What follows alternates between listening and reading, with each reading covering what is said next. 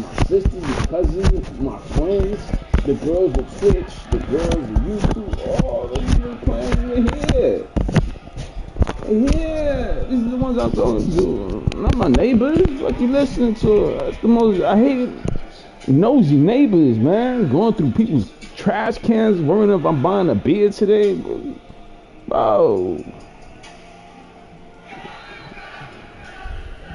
That's all I heard. This is for them. Stop bothering. Stop watching me. It's for them. A real female has respect for herself and have pride. Like, stay away from me, yo. That's all I hear. Man, let me eat this meal. I haven't ate all day. It's bothering. I want my girls. This is for the girls that I love. You're bothering. You be watching me eat. Why you want to listen to my music? You're bothering. You don't hear that? Why they leaving bottles? And then these people next door, they leaving bottles right there. Like, why they keep on leaving bottles over here and showing? Like, oh, bro, grow up. These Dominicans next door, yo. I hope they put some new type of people there that this high class. They got money, they got a job, and keep on in and out and don't bother. Don't put no bum people over here leaving a bottle in the thing. Like, what do you? I don't even care about that. Like, I just keep it moving. My mind says not thinking about these bum ass people around me. My mind is somewhere else. With high class people that, you know what I'm saying, that don't do things like that. Like, fuck off. They bothering.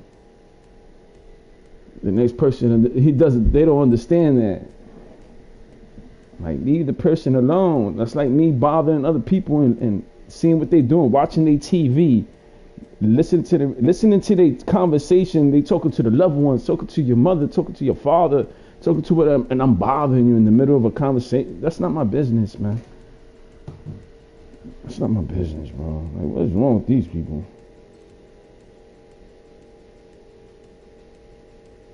I won't be surprised, Papa. Like, over here, there's a lot of weird shit. Just getting hated on.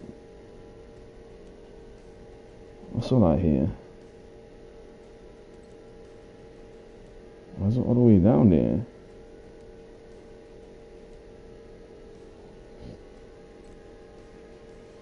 I don't want to hear my girls. It's for them.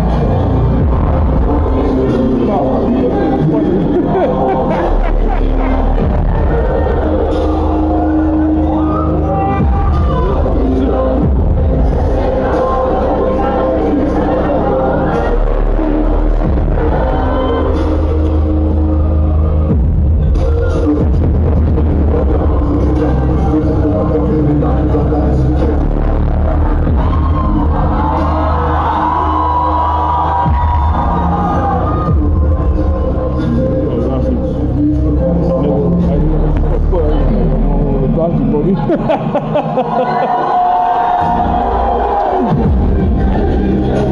know that.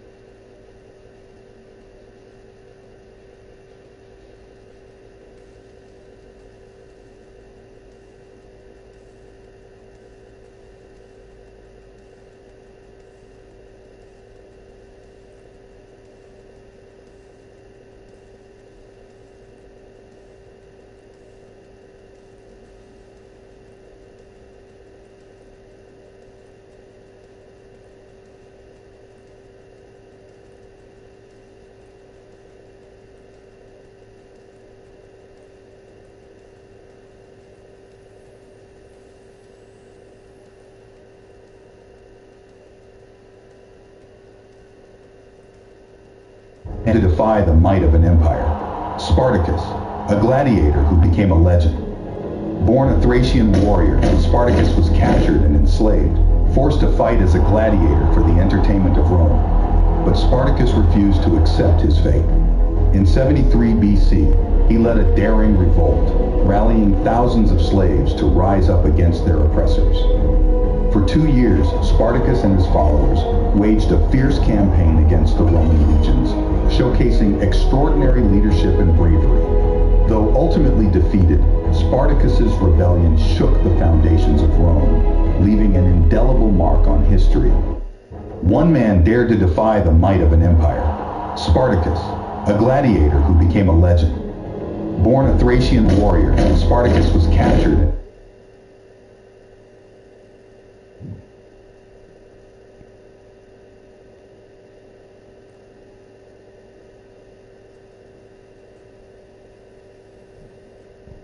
From slavery to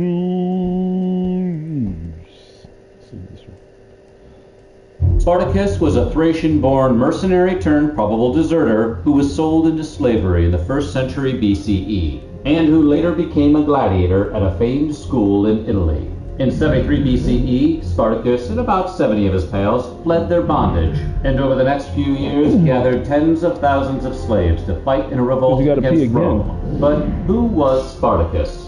Well, we're going to tell you.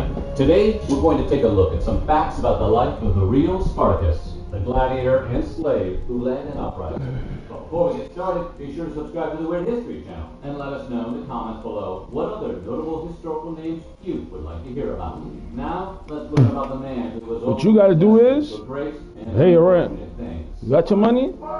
See this thing come through? When it comes through, you hope.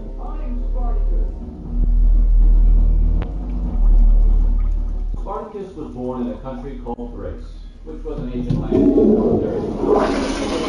southeastern Europe. Almost nothing is known of his early life, and the classical sources aren't always consistent. But the writer Plutarch hints he may have hailed from the Madi tribe. It is also believed that Spartacus might have been a soldier in his youth, and the historian Appian wrote that Spartacus had once served as a soldier with the Romans. The ancient writer Florus also recorded this version of Spartacus's early life, although whether one writer was merely copying the other can't be known. According to the histories, Spartacus was a paid auxiliary before allegedly turning on his former employers. Some ancient sources dubbed him a traitor, bandit, and deserter. Plutarch also tells us that Spartacus was enslaved along with his wife, who was a prophetess from his native tribe. I guess she didn't see that one coming. After turning against his purported former employers in the Roman army, Spartacus was captured and sold as a slave. The Thracian became the property of a school that trained gladiators for combat in the arena, which was located in Capua, near modern Naples. At the school, which was owned by one Gnaeus Lentulus Batiatus, Spartacus was trained until he presumably got super buff. He also befriended a couple of fellow gladiators named Crixus and Oenomaus, relationships that would serve him well in the future. The friendships he cultivated weren't the only things that boded well for his future feats. According to Plutarch, Spartacus's wife saw him sleeping with a snake coiled up on his face shortly after his capture in Rome. His wife, a prophetess, declared this unlikely scenario the sign of a great and terrifying force which would attend him to an issue. Whether the story was true or not, a great and terrifying force aptly describes the revolt that Spartacus would eventually incite against Rome.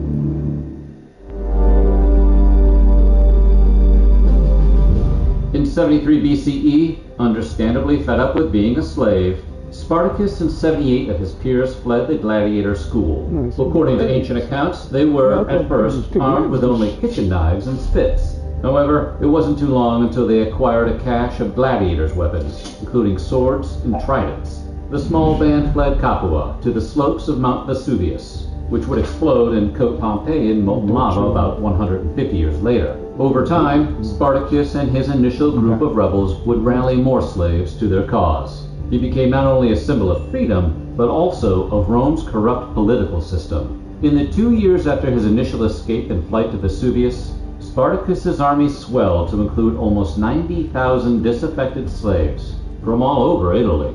During this time, Rome sent several military forces to defeat Spartacus. But against all odds and predictions, the wily Thracian was able to beat them all. The first Roman leader to fall to the slaves was Praetus Clodius Glaber, who probably didn't think much of the rebel forces, regarding them more as disorganized no-accounts than an army. Spartacus and his forces were besieged on a vine-covered hill, but they escaped by climbing down the vines. Then they attacked the rear of the Roman camp, and in doing so, they were able to defeat Glauber. Next up against Spartacus was Praetor Publius Varinius. By the time he arrived on the scene, Spartacus and his rebels had already defeated 2,000 men, led by Varinius' legate, Lucius Furius. This fast and furious defeat made Varinius split his forces and lose the battle. Spartacus captured him, and then had a little fun by parading Varinius naked through camp. The final campaign before the end was a giant consular force. Spartacus had become quite formidable by this point, and his army had learned to make its own weapons.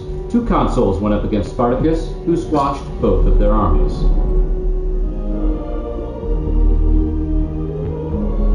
After defeating the Roman consular armies, Spartacus aimed to get his soldiers back to their homes, so he headed north. He chose north because the south was controlled by the Roman military, so he couldn't sail from there. Why Spartacus and his troops didn't try to pull a Hannibal and escape Rome by crossing the Alps is one of the great mysteries of history. Had they headed over the mountain, they might have been home free.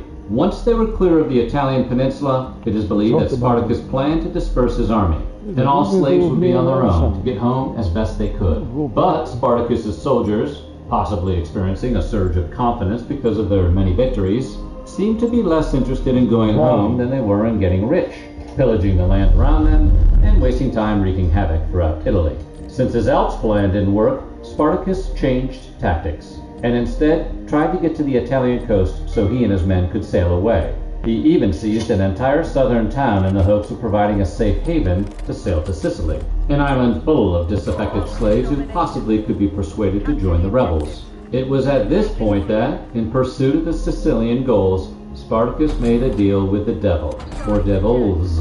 He forged an alliance with Cilician pirates, groups of sea bandits from Asia Minor who had ravaged the Mediterranean coastline for decades, and who wanted to establish a base on Sicily so they could plunder Italy itself.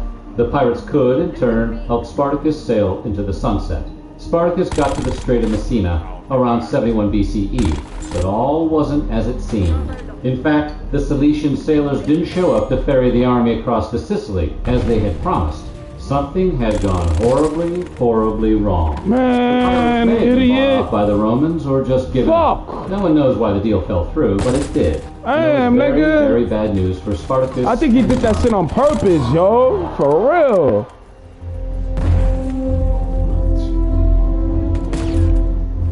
Once the pirates betrayed him, Spartacus was in a bad spot, and he was quickly confronted by Marcus Licinius Crassus, Rome's richest man and an important political figure. Crassus brought 8 legions and even revived the long-abandoned practice of decimation, which entailed executing every 10th man in 2 of the units who'd been previously defeated by Spartacus. Why did Crassus kill his own men? To send a pretty stern message. He wanted it to be crystal clear that another defeat would not be tolerated. Spartacus knew Crassus meant business, so he offered to make a peace treaty with the Roman, which Crassus rejected. To inspire his own troops, Spartacus crucified a Roman soldier in front of them. After barely escaping some of Crassus's traps and losing some men to a rebellion, Come on, man, that shit's slow, man. What's the aim down? In 71 BCE. Supposed to be a fucking light gun. Roman troops overwhelmed Spartacus's soldiers, especially his I am not going to go through there. Spartacus himself perished in the battle. After the ultimate battle, Crassus decided to make an example of the rebels, so that Rome's slaves, who drove the imperial economy, would learn a lesson. To accomplish this, he crucified 6,000 of Spartacus's soldiers along the Appian Way between Capua and Rome. While Stanley Kubrick's 1960 film Spartacus, which starred Kirk Douglas as the titular rebel, depicted Spartacus among those crucified, he was not, in fact, among them. The historian Appian of Alexandria records that Spartacus's body was never found. Oh, man. We don't know a great deal about Spartacus's real-life wife, but the facts we do have indicate she was a formidable lady. Although later fictional versions have dubbed her Varinia, we don't actually know her real name since the ancients left that part out of their histories. Our one big source for her is Plutarch. What is known is that his wife was from the same Thracian tribe as her husband, and was also a priestess of Dionysus, and a prophetess. According to Plutarch, she became possessed by the god Dionysus and foretold that Spartacus would have a great and terrible power. Oh, you see me? Spartacus's fight against the Romans may not have liberated his army or ended the institution of slavery in Rome, but it did inspire later heroes. For example, in the 18th century, Toussaint Louverture fought the French to free what would later become Haiti from its imperial overlords, as well as to abolish slavery. A truly inspirational figure then and now who defeated his French enemies to declare freedom, Louverture sadly died in French captivity, but his legacy lives on. His impressive life even earned him the nickname the Black Spartacus. According to historian and author Barry Strauss, the story of Spartacus and his army is quite a bit more complex than often comes through in Hollywood retellings of the tale. For one thing, Spartacus and his men were both good and bad. On the one hand, the slave army was fighting for their own freedom, which we can all probably agree was a noble cause. But they were also pillaging and destroying innocent people's homes and lives as they rampaged up and down Italy, even after they had the chance to escape, man. which most of us would consider slightly unfair. In addition, it's difficult to make the claim that Spartacus was motivated to lead the revolt because he had the intention of ending slavery in Italy. In fact, not a single ancient writer even suggests that Spartacus cared about ending the practice of slavery. And while most modern historians haven't spent time specifically trying to contradict this idea, few have put forth any evidence that suggests this was the purpose. So what do you think? Was Spartacus a true hero? Let us know in the comments below, and while you're at it, check out some of these other videos from our weird history.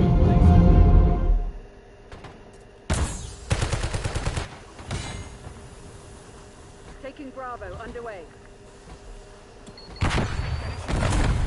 Oh, man. This episode is brought to you by CuriosityStream, a subscription streaming service that offers over 2,000 documentaries. Get unlimited access for just $2.99 a month. And for our audience, you can get your first 30 days completely free if you sign up at curiositystream.com/biographics and use the promo code biographics, and let's get into it.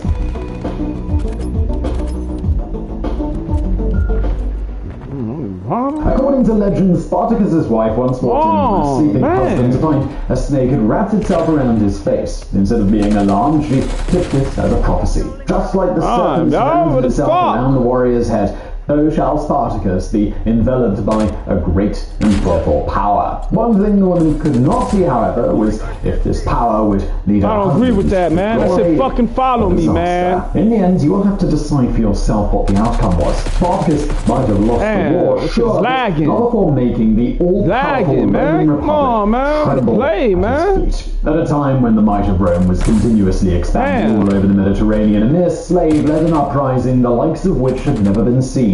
He defeated wave after wave of Roman armies and looked, for a while at least, powerful enough to march on Rome itself. His actions turned Spartacus into much more than a warrior. He became a symbol in the fight against oppression, a symbol which is still pervasive today, over 2,000 years later. They say that history is written by the victors, so in that case, Spartacus' omen was indeed one of glory. Nobody mentions the success of Crassus in putting down the slave uprising. Instead, they talk about the triumph and the bravery of Spartacus.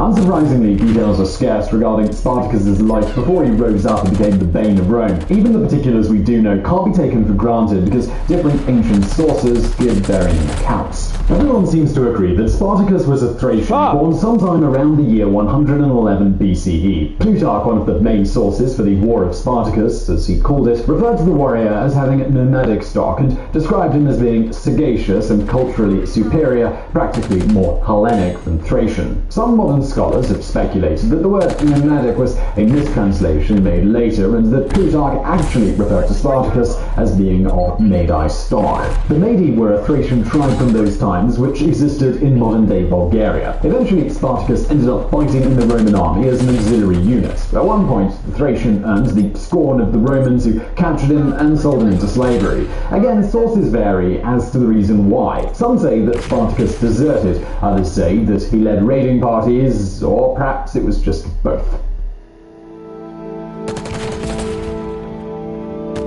That shit was lagged up, man. As a slave, Spartacus caught the eye of one Lentulus Batiatus, a gladiator school called a ludist in Capua. He was always on the lookout for strong Gauls and Thracians who could shed some blood for the pleasure of the crowd. In the arena, Spartacus took on the role of a heavyweight gladiator called a Mamillo. The look of this warrior is a Hollywood favourite and will be familiar to anyone who's seen Gladiator. Get out the way! The Manillo wore a full bronze helmet and a heavy arm, leg and shoulder guards. However, he kept his chest bare, which often allowed warriors to display the tattoos or battle scars they'd accrued over the years. The gladiator often wielded a large shield and a straight broadsword. Although Spartacus has always been depicted in movies and TV shows as a prodigious fighter, Damn, switch, man! do not know anything about his success in the arena. Since these battles are usually to the death, he was presumably skilled enough to survive until the uprising started. Either that, or he was entertaining enough to convince the crowd to spare him even if he lost. Trying to throw the fucking trophies, man.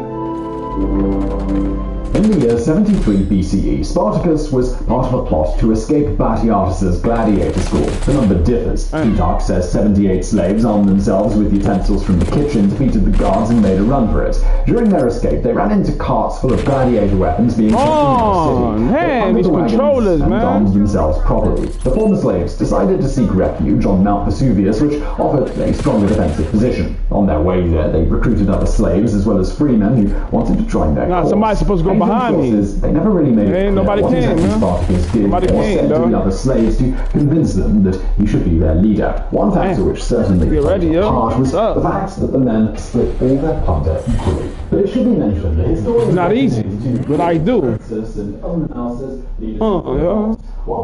tired. As the equals of Spartacus, others, like Appian, refer to them as subordinate officers.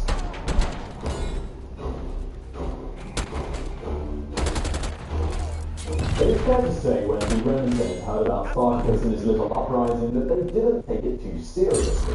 It may not be for it now, but back then this made a lot of sense. Rome had quite a few problems on its hands that required its attention and, more importantly, its soldiers.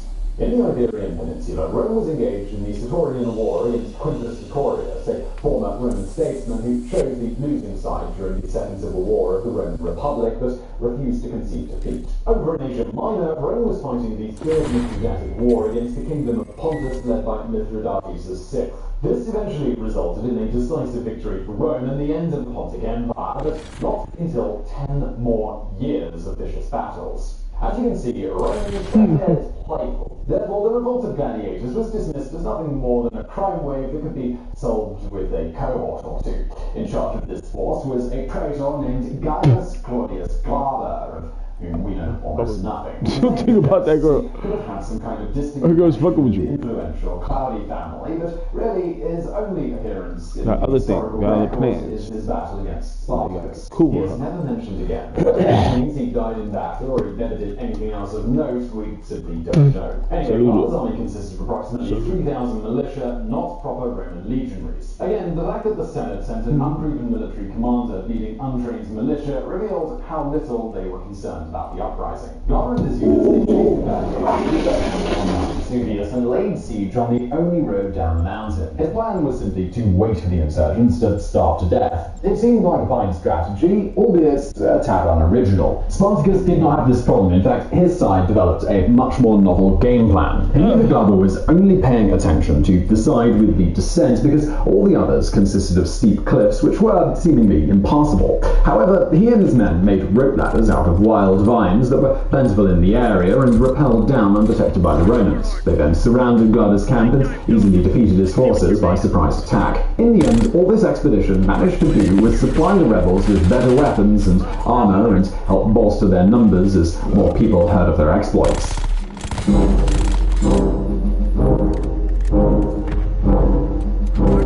On the second attempt, Rome sent another praetor named either Publius Varinius or Publius Valerius. There are no juicy details to share regarding these fights, just the fact that Spartacus and his men triumphed again. First they defeated one of the praetor's lieutenants named Furius, who also had 2,000 soldiers with him. Then another praetor called Cosinus, who had been sent out with another large force to offer support to Varinius. He was almost taken prisoner by the insurgents as the gladiators caught him off guard while the praetor was bathing. Lastly, the rebels defeated Varinius, and as a symbol of his victory, Spartacus took the praetor's horse. Now the gladiator army was free to raid the countryside of Italy unopposed as more and more men from the region swelled their ranks. According to Appian, Spartacus's army boasted over 70,000 soldiers. Presumably, Oenomaus died around this time, possibly in battle, as he is no longer mentioned by historians. Spartacus and Crixus are referred to as the commanders of this rebel army. At this point, the insurgents reached a possible crossroads in their journey, one which still divides both classical and modern scholars. According to Plutarch, Spartacus wanted to traverse the Alps and escape Roman territory. In his view, the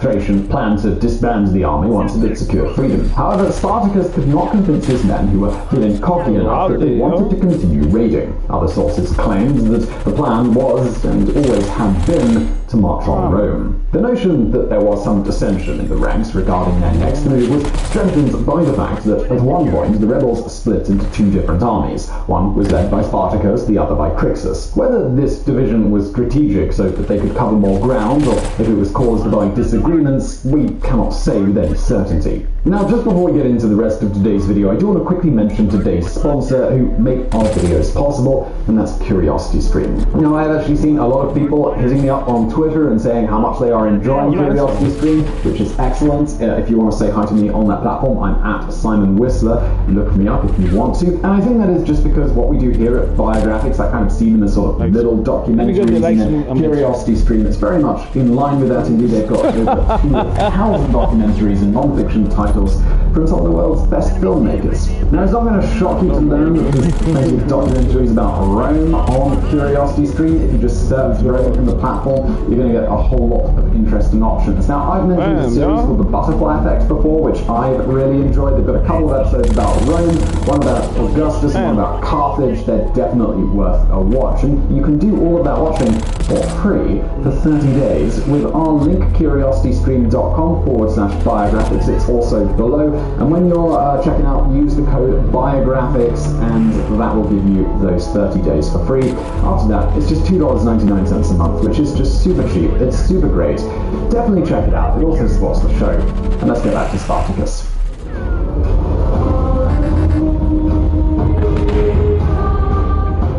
By this point, the Senate realized that the little uprising caused by the escaped slaves was no laughing matter, and it was only Some have argued that the Roman leaders were reticent to unleash the criminals of Rome because it would have been an admittance of defeat. Just the idea that a few enslaved Thracians, Germans, and Gauls could threaten the Roman public, it was a bit of an embarrassment. But after a year of the rebels running wild, the Senate had enough. In 72 BC, it tasked two consuls, Gellius and Lentulus, to put an end to the uprising, and each one commanded a Roman legion. The exact size of a legion, it actually varied throughout the history of Rome. According to Livy, during the Republic, the Senate set the size at the start of the year based on availability and circumstances, although typically a legion contained around 4,000 infantry and a few hundred cavalry. It would vary anywhere from 3,000 to 6,000 soldiers. Regardless of how many men the legions had, they were still vastly outnumbered by the insurgent forces. However, what they lacked in manpower, they more than made up for with strict military training and top-of-the-line equipment. Spartacus's forces, on the other hand, they consisted mostly of peasants, deserters, slaves, and shepherds.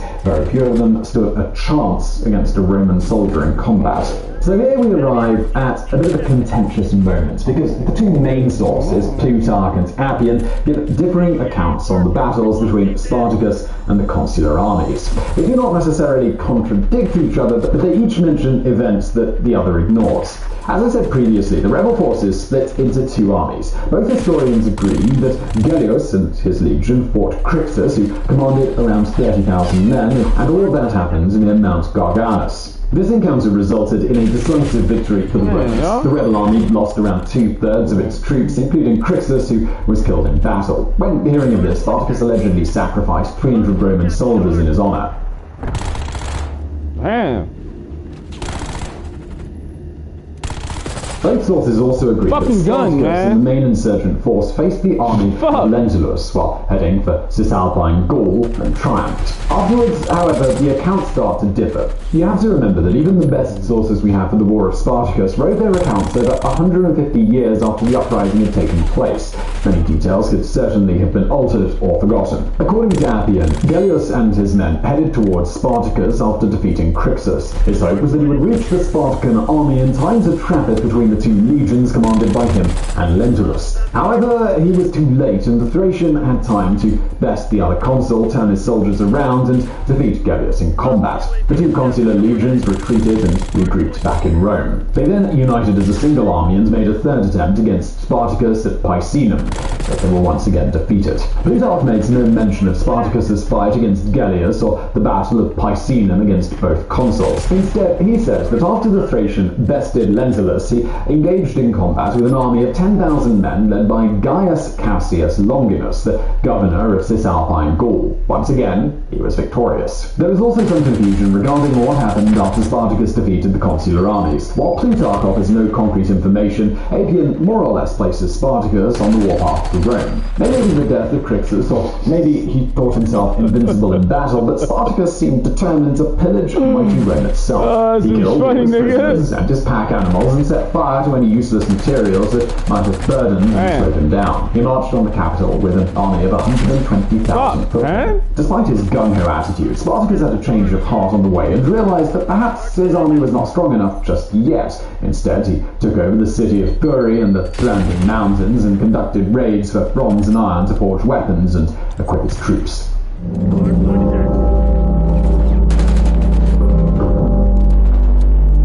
The Senate dropped any pretense that the Spartan rebellion was anything else than a major threat that endangered the Republic itself. He gave the task of putting down the uprising once and for all to Marcus Licinius Crassus. Crassus is primarily remembered today for allegedly being the richest man in Roman history. The true extent of his wealth is impossible to gauge with accuracy, but it could have been up to $20 billion in modern currency. The number most commonly used is 200 million sestertii, an estimation provided by Pliny. Plutarch used gold talents to quantify Crassus's wealth and placed it at over 7,100 talents, which would mean, in modern times, about 213 metric tons of gold. Crassus's fortune came from fire and war, making the public calamities his greatest source of revenue, as Plutarch put it. Some of his lucrative businesses included a fire department that arrived at a burning home and only extinguished the flames if it negotiated a generous bargain with the owner. Get out the way! Get out the way! Afterwards, Crassus even offered to buy the property at a significantly reduced price, of course. Another one of his schemes was the school for slaves. By taking cheap, unskilled labor and giving them training, he increased their value significantly and then sold them for a tidy profit. The bulk of Crassus's wealth, however, came from real estate. He was an ally of Sulla, the Roman general who prompted a civil war that involved the aforementioned Quintus Historius. After his triumph, Sulla enacted proscriptions, meaning that all of his powerful enemies were either put to death or banished, and then their possessions were confiscated and put up for auction. This allowed Crassus to purchase massive amounts of land and property for next to nothing. Going back to the war, Crassus was not only rich, but also had high political aspirations. He knew that putting down the rebellion would secure his position in the Senate.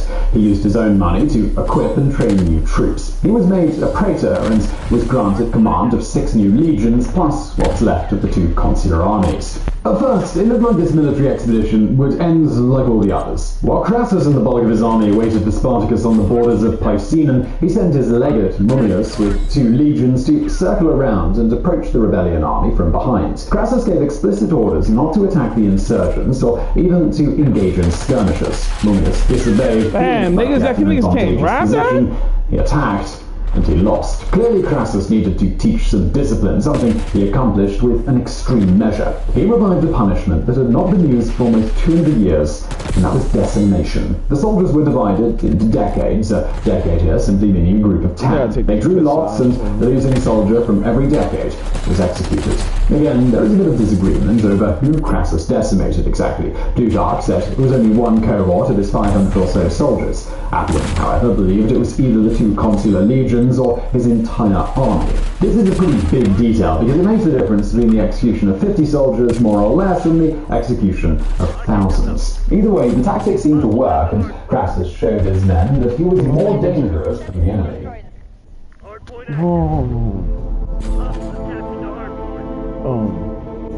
Crassus's methods might have been harsh, but they yielded results. The following times that armies met in battle, the Romans were victorious. Spartacus was forced to retreat to a region in southern Italy called Lucania. Plutarch reports that the Thracians planned to take over the island of Sicily and regroup there. For this, he negotiated passage with a group of Cilician pirates. However, with pirates being pirates, they double-crossed him and sailed away after being paid. Spartacus had his back against the wall, so he fell back to the peninsula of Rhegium. Crassus felt that he had victory in his grasp, and he was wise enough to as many had done for him. Instead of forcing a battle, he built fortifications across the isthmus to the peninsula so that the rebels would be cut off from any provisions. Indeed, this tactic split the rebellious fighters into two groups. One of them broke through the siege and started their own raiding campaign. Crassus fell upon them swiftly and destroyed them in battle, but he was disheartened to see that their fighting spirit had not been extinguished. Although he killed over 12,000 insurgents, upon inspection, only 2 of them had wounds in their backs. All of the others had died facing the enemy, fighting until their last breath. Meanwhile, Crassus sent another army, led by one of his officers, Quintus, to pursue the Spartan forces which fled to the mountains. The gladiator turned his troops around and met the Romans in battle and was triumphant. Bolstered by the recent victory, the rebels wanted to take on the main army of Crassus.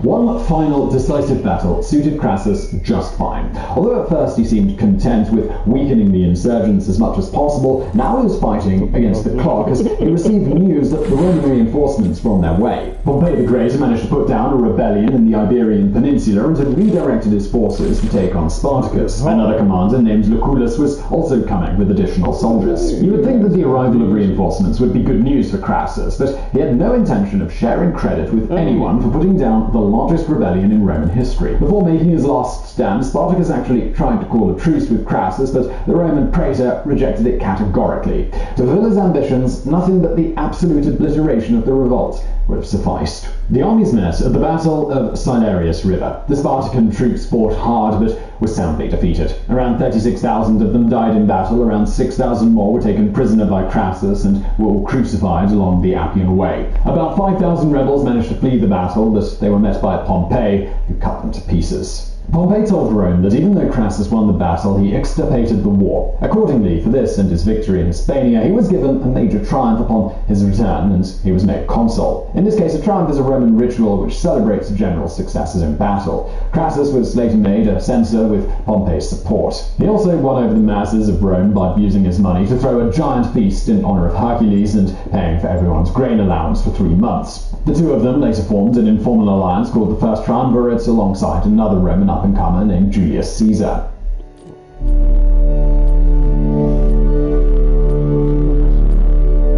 It would be nice if we could have ended with one final anecdote about Spartacus, since this bio is about him. Unfortunately, history is seldom that accommodating. He died in battle, killed at an unknown time by an unknown soldier, and his body was never recovered. Even though he had no possible way of knowing this, Plutarch thought to provide a more fitting end for the Thracian who tried to bring Rome to his knees. He claimed that during battle, Spartacus cut his way through the enemy ranks and tried to reach Crassus himself, but was stopped when 2 dead centurions fell upon him. He was then completely surrounded and cut down while fighting to the bitter end.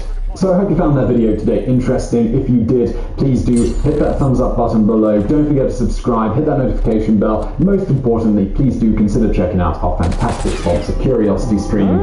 Link in details below. And as always, thank you for watching. Securing Charlie.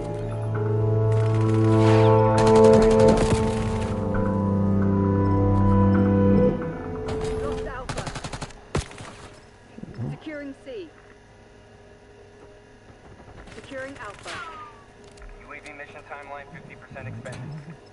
Losing Thanks to Dollar Shave Club for sponsoring this video. Go to dollarshaveclub.com/biographics. You'll get a starter set for just $5.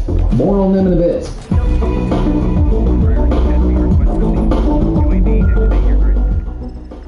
The year is 30 BC. In the grand Egyptian capital of Alexandria, panic is sweeping through the streets. A mighty Roman fleet is bearing down on the city, bringing fire and destruction. In a half-finished mausoleum, Cleopatra and her lover Mark Antony await the inevitable. Antony's stomach has already been sliced open, and now the great general is merely waiting to die. As Roman boots pound the streets, the wounded man orders one last cup of wine. Then, as his lover looks on, he offers her a final toast before everything goes black. The deaths of Mark Antony and Cleopatra are some of the most famous in all of history, breathlessly pored over by the ancients, turned into high tragedy by Shakespeare. The extinguishing of their love has been fodder for countless adaptations. But how much do most of us know about Mark Antony? How did he come to be Cleopatra's lover, and how did the two wind up dying in misery, their dreams just so much ash? Today, Biographics is uncovering the story of Mark Antony, the man whose death heralded the birth of an empire.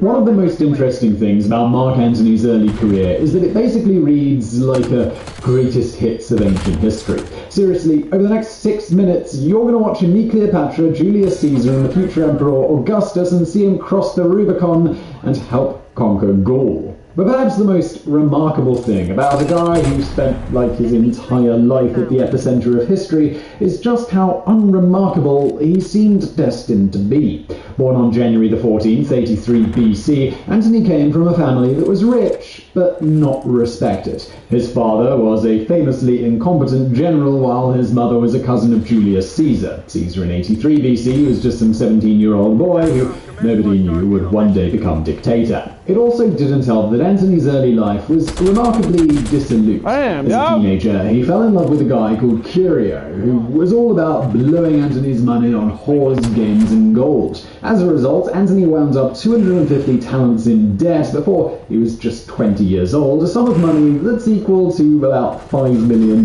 today. So, Antony skipped town, heading to Greece to study philosophy. So you know those guys who keep partying after college until it just becomes a bit embarrassing? Well, that was Mark Antony in Greece. But his bohemian ways did give him something more than an endless hangover. They left him with an abiding love of Hellenistic culture. Finally, when Antony was 26, a Roman general called Aulus Gabinus convinced him to get his life in shape by joining the war in Syria. Antony agreed, perhaps hoping to find more places where he could just get drunk. What he found instead was his vocation. It turned out Antony was great at war. As a cavalryman in Syria, he distinguished himself again and again. Likewise, he did so in Egypt, where the Romans had been invited to crush revolts against Ptolemy XII. It was while doing all of that revolt crushing that Antony was introduced to one of Ptolemy's teenage daughters. The girl was only 14, but something about her charmed the young soldier, hypnotizing him. The name of that teenage girl? Well, you guessed it, that was haHA. But this is just a quick cameo. Antony didn't immediately shack up with Cleo, but instead he went off to fight in Gaul, a place roughly analogous to modern-day France and Belgium. There he served under the second of the great figures who shaped his life, Julius Caesar. By 54 BC, Caesar was no longer a 17-year-old nobody, but a great general, and along with Pompey and another dude you don't need to bother remembering, a member of the first triumvirate that called the shots in Rome. In short, he was well on his path to greatness, which made Antony's arrival perfect timing. Under Caesar, Antony continued to excel at warring. Not only that, he also excelled at just being a soldier, drinking with his men, eating alongside them, and finding himself a devoted and the end of the conquest of Gaul. Antony had proven himself so many times that Caesar sent the 33-year-old back to Rome to take the office of tribune. But while being tribune would have been a fitting cap for many Romans' careers, Mark Antony was just getting started. In barely a year, he was going to be ruling the city itself.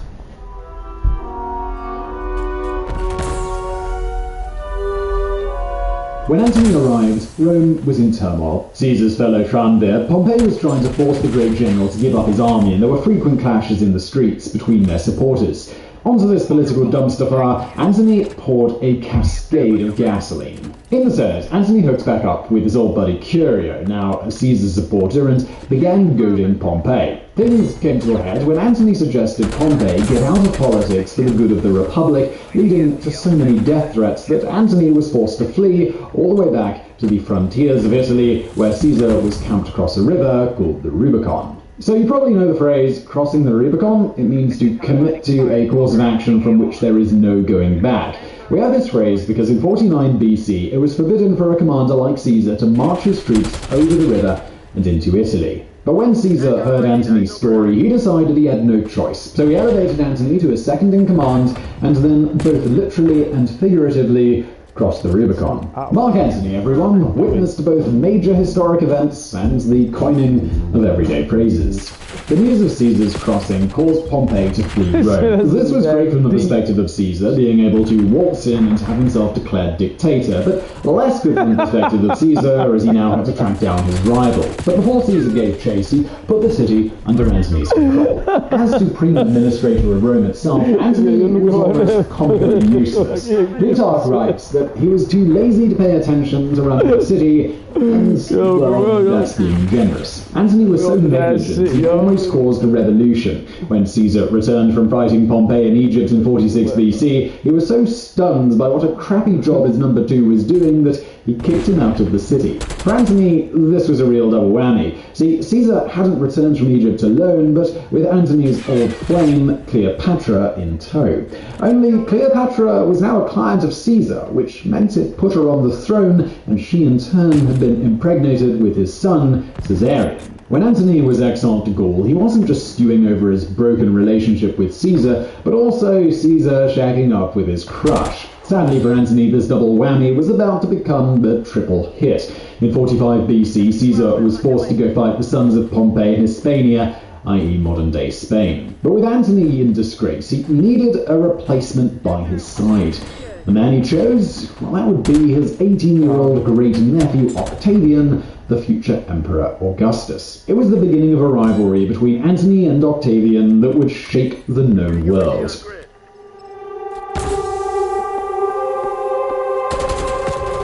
Damn, y'all. So now might be a good time to talk about Octavian. Born in 63 BC, Octavian was 20 years younger than Mark Antony. Like Antony, he had a family connection with Caesar, who was his grandma's brother. But Octavian never saw his famous great-uncle, and may not have made much of an impression if he had. Octavian was weak and sickly. In fact, when 45 BC rolled around and Caesar asked Octavian to accompany him to Hispania, Octavian was too ill to go. What Octavian lacked in muscles of steel, he made up for with his iron will. The boy was ambitious, and he knew the path to greatness lay through Caesar. As soon as he was capable of moving, he dragged himself to Hispania to witness the end of the war. Pleased that his weak nephew had put himself in such danger, Caesar honoured Octavian by letting him ride home alongside him. It was likely during this journey that the fate of Rome was transformed.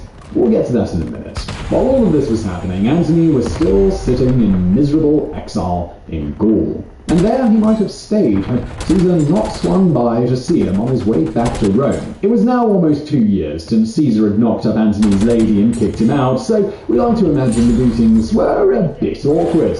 But the two men soon overcame their differences. Antony was a dyed-in-the-wool Caesar loyalist, and old Julius never could say no to a sycophant. He asked Antony to return with him to the Eternal City. And so it was that in 45 BC, three of the most important men in history travelled together across Gaul. But all was not well back in Rome. After the Rubicon thing, Caesar's enemies were pretty sure he meant to make himself into a king. Not that Antony helped matters. In February 44 BC, Caesar was presiding over a religious ceremony when Antony suddenly clambered up towards him, pulled out a laurel crown, and tried to declare his boss king of Rome. Caesar waved him off, but the damage had already been done. Here was the dictator's number two literally trying to crown him king. If you were a Republican-minded senator back then, well, what would you have done? On March the 15th, 44 BC, the Ides of March, the Senate summoned Caesar. As Caesar was on his way, Antony received a warning that something was about to happen, and he rushed to tell his boss. He actually caught sight of him walking into the Senate and tried to shout a warning, but the crowds were too heavy, and his voice was lost on the bustle of Rome's streets. Antony would never see his mentor alive again. Julius Caesar was stabbed to death that day, killed by his own Senate.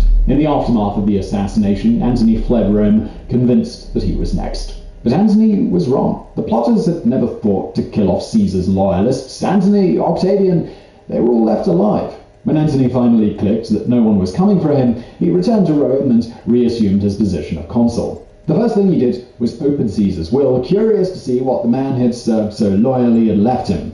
What Caesar had left him was a bit of a punch in the gut. Caesar's will left nothing to Antony, but it did leave a huge fortune to Octavian, as well as posthumously adopting the boy, turning him into Caesar's only Roman son. Suddenly, Antony was no longer the biggest man left standing, no longer the obvious heir to the dictator. There was now a powerful rival for Antony in Rome, and there was only one way that this rivalry would ever end. So guys, as you can see, this video is epic, and we can do these super long videos thanks to the kind support of us. Hostiles have captured the hard point. Dollar Shave Club covers all of your grooming needs: shower, oral care, deodorant, and, of course, most important, The game is boring. now, obviously, I don't shave my beard, it's up here and look at the neck, but I do shave my head, and that experience has become, well, a whole lot better. Since I joined Dollar Shave Club and started using their super high quality blades. Dollar Shave Club sent me their ultimate starter set, which, of course, has the razor, it has the blades, but it also comes with these three things. You've got a press run for the before, you've got the shave butter for curing, you've got the post-shave. Get a little dry when I shave, so this post-shave you actually rehydrate. Keeps it nice and hydrated, which is always great. You can visit dollarshaveclub.com and get the ultimate shave starter set for only just $5. And you can round out your grooming routine by adding any of their other high-quality products. After that, the restock box ships full-size products at a regular price. This is a great way to support what we're doing here at Biographics. Fucking boring, bro.